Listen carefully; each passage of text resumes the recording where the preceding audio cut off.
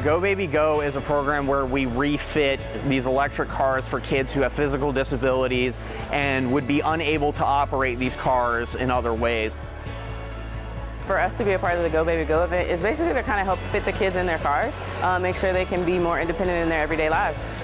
To get out, be mobile, explore, it improves their social development. We have a son, Harrison. He was born with phocomelia, which is the absence of his arms, and he has minimal bones in his legs. He has been wanting a motorized vehicle for some time now that he can maneuver himself, and his little brother got one for Christmas, and he's been quite jealous. So we found out about the program about a month ago. He's been excited ever since. Service is everything here. This world is a place where we all need to work together to make everything better for each other and for ourselves.